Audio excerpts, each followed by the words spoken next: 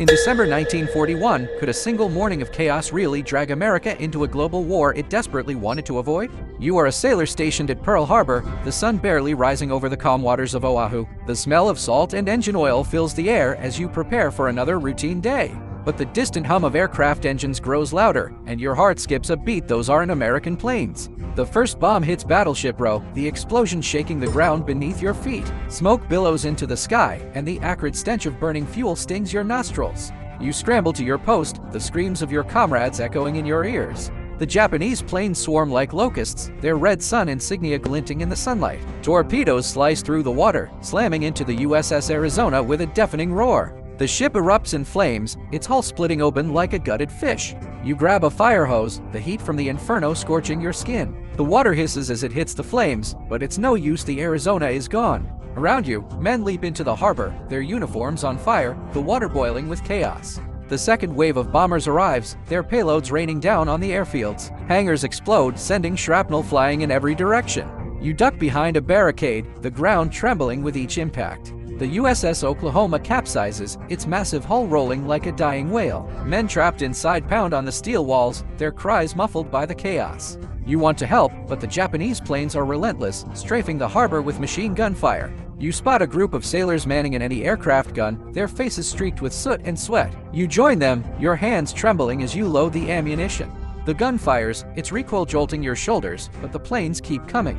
The harbor is a nightmare of fire and smoke, the once pristine waters now a graveyard of ships. The USS West Virginia sinks slowly, its decks awash with flames. You watch in horror as men jump into the oil-slicked water, only to be consumed by the fire.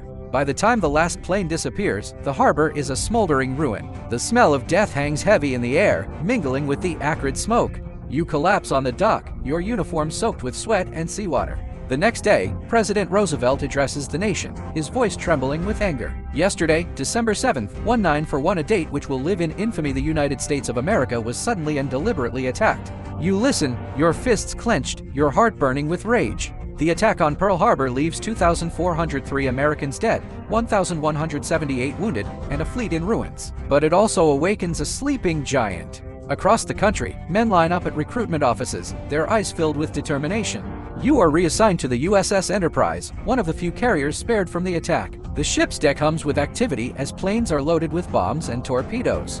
The smell of aviation fuel fills your lungs, a reminder of the fight ahead. Months later, you find yourself in the Pacific, the ocean stretching endlessly in every direction. The Battle of Midway looms, and the tension is palpable. You know this is where America will strike back. The Japanese fleet is spotted, their carriers bristling with planes. The Enterprise launches its aircraft, the roar of engines shaking the deck.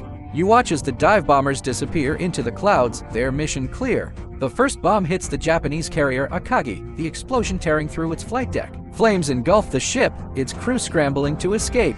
You cheer with your comrades, the taste of victory sweet on your tongue. By the end of the battle, 4 Japanese carriers lie at the bottom of the Pacific. The tide of the war has turned, and you feel a surge of pride. But the cost is high. The USS Yorktown is lost, its hull broken by torpedoes. As the war drags on, you witness the brutality of island-hopping campaigns. The jungles of Guadalcanal are a hell of mud, disease, and constant shelling. The smell of rotting vegetation mixes with the stench of death, a grim reminder of the stakes. You fight at Iwo Jima, the volcanic ash clinging to your skin like a second layer. The black sand burns your feet, and the constant barrage of artillery makes sleep impossible.